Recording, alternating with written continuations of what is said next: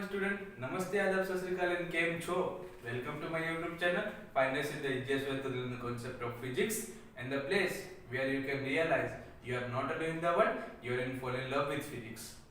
So today we are going to capture another important topic, that is vector form of Coulomb's law. In the previous lecture we have discussed Coulomb's law.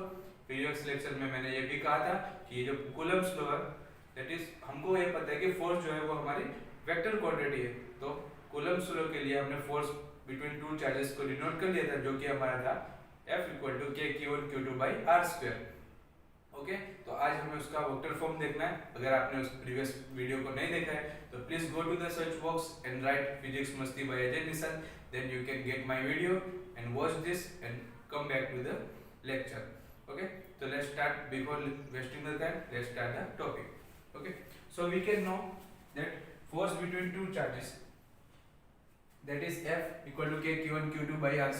but here this is the way to write the theory. Okay, यहाँ पर ये जो मैंने पूरी चीजें लिखी हुई है, this is the simple way to write the theory. Okay, here q1 and q2, that is charge, and r1 and r2 are the position vector which is due to the origin. Okay, so यहाँ पर मैंने लिखा है that is we have xy plane, we have taken two charges q1 and q2, and also that r1 and r2 the position vector of the charges q1 q2 due to the origin.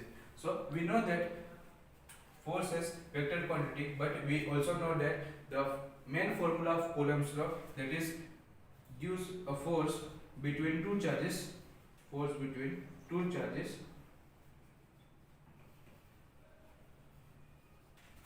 that is F = k/q1q2/r². ये जो formula है ये Coulomb's law का main formula है.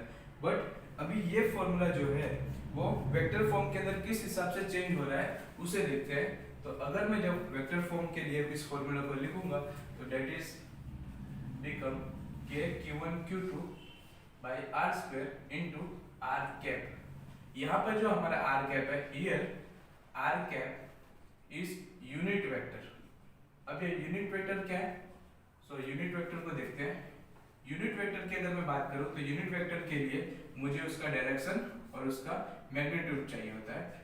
So we can write unit vector as direction divided by its magnitude. इसे हम इस तरीके से लिख सकते हैं. अगर मैं इसका मोड नहीं लिखूं तो भी चलेगा. Okay, so we can write unit vector as its direction and its magnitude. यहाँ पर हमने कूलम्ब्स लॉ के फॉर्मूला में देखा कि जो r² है वो ओनली मैग्नीट्यूड था, but in the unit vector we can see that r cap is unit vector. Okay, so this formula is become like this, that F = k/q1q2/r³ into r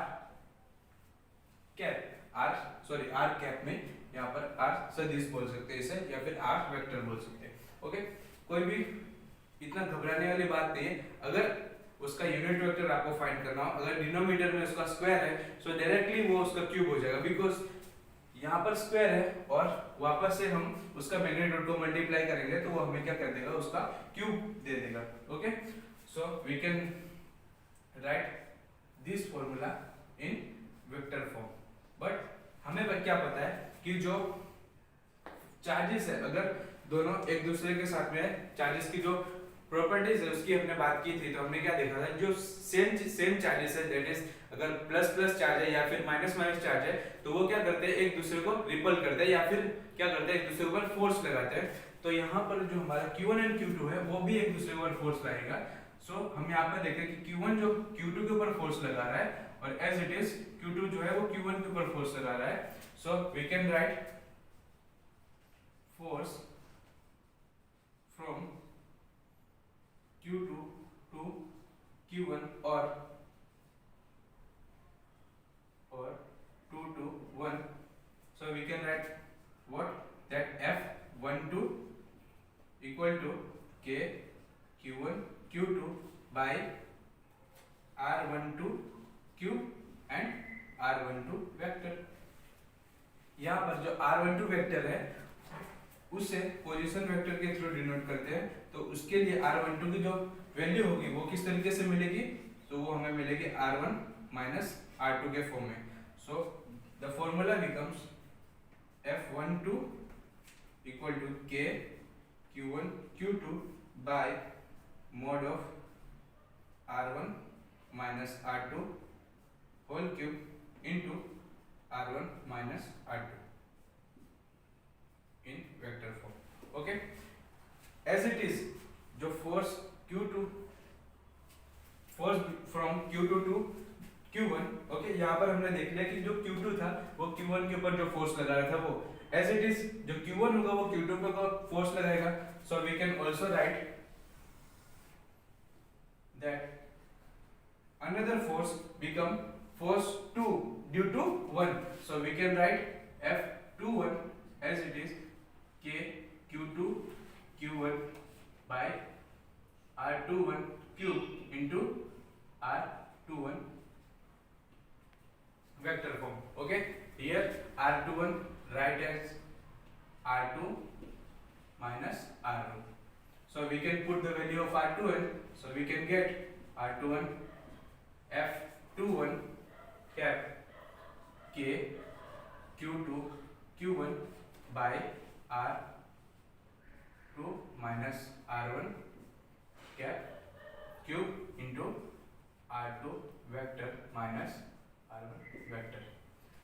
यहाँ पर आप क्या देख रहे हैं कि F12 एंड F21 दोनों का अगर मैं मैग्नीट्यूड की बात करूं तो वो सेम है, बट वो सेम किस हिसाब से होगा, जैसे कि हम न्यूटन्स फर्स्ट लॉ की बात करते हैं कि न्यूटन फर्स्ट लॉ क्या बोलता है कि अगर आप किसी चार्ज के ऊपर या फिर किसी पार्टिकल के ऊपर कोई फोर्स लगा रहे हो, सो जो दूसरा पार्टिकल होगा वो भी as it is same magnitude का फोर्स लगाएगा. अगर मैं बात करूं एक एग्जांपल के, अगर यहाँ पर ये टू पार्टिकल है, अगर मैं इस पार्टिकल से इसका शेप अलग है, ओके, बट यहाँ पर आप डिसाइड कीजिए कि ये जो है दोनों पार्टिकल सेम साइज के, ये पार्टिकल जो है ये इसके ऊपर 10 न्यूटन का फोर्स लगा रहा है एज इट इज, तो ये पार्टिकल भी इसके ऊपर 10 न्यूटन का फोर्स लगाएगा but in opposite direction. That is our Newton's third law.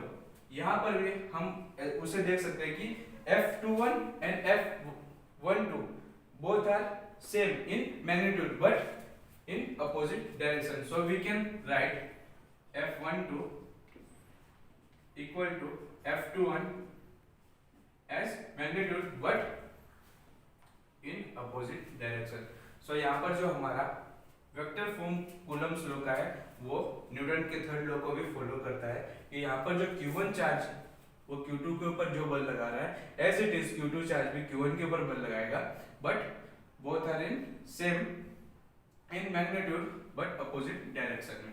Okay, तो यहाँ पर हमने कूलम्स लॉ का वेक्टर फॉर्म इजीली डिफाइन कर लिया, बट अभी हमें इसकी लिमिटेशन देखनी है क्योंकि हर एक चीजों की लिमिटेशन होती है.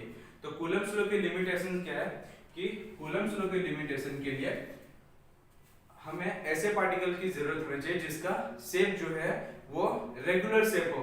अगर उसका शेप रेगुलर नहीं होगा तो कूलम्स लॉ जो है उस पार्टिकल के लिए फोर्स जो सेम फोर्स मिलना चाहिए वो फोर्स नहीं मिलेगा. ये इसका फर्स्ट लिमिटेशन है. एंड सेकंड लिमिटेशन जो होगा, जो कूलम्स लॉ उन पार्टिकलों के लिए जो कि स्टेडी हैं या फिर स्टैटिक है, तो उसे भी देखते हैं. सो लिमिटेशन में फर्स्ट टॉपिक में आप क्या देख सकते हो, that particle in static form, अगर पार्टिकल स्टैटिक फॉर्म के अंदर है तो ही उनके ऊपर कूलम्स लॉ को फॉलो किया जा सकता है. And particles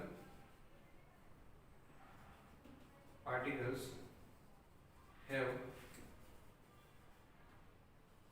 regular shape.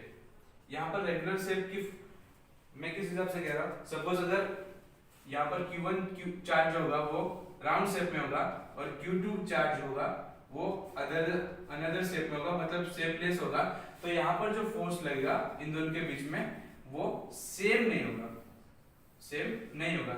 इस वजह से जो इसकी लिमिटेशन सेकंड है कि वो रेगुलर शेप के अंदर रहने चाहिए, और अगर उन दोनों का शेप अलग अलग रहेगा तो उनके बीच में जो फोर्स लगेगा वो डाइवर्ट हो जाएगा, सेम डायरेक्शन में नहीं लग पाएगा.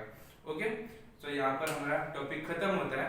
और इसके बाद हमने, क्योंकि मेरे ये एक आदत है कि 30 मिनट्स के लेक्चर के बाद में मैं एग्जांपल्स को लेता हूँ। ओके, सो इसके बाद के जो टॉपिक्स आएंगे वो हम प्रीवियस वीडियो में जो भी जितने भी टॉपिक्स पढ़ चुके हैं, दैट इज क्वांटाइजेशन, हमने क्वांटाइजेशन पढ़ लिया, उसके बाद फिर हमने कॉलम्स लो को देख लिया, उसके बाद इंडेक्शन देख लिया, और यहाँ पर वेक्टर फॉर्म ऑफ कॉलम्स लो को देख लिया। सो इन सारे टॉपिक्स के बेस में जो न्यूमेरिकल कॉम्पिटिटिव एग्जाम में पूछे जाते हैं या फिर आपकी टेक्स्ट बुक के अंदर जो न्यूमेरिकल दिए गए उसे सॉल्व करेंगे। ओके, सो खुश रहिए, मुस्कुराते रहिए और खुशी के साथ में फिजिक्स को पढ़ते रहिए। Till then do whatever you want to do man, but don't trouble your माता पिता। Take care, bye bye, thank you.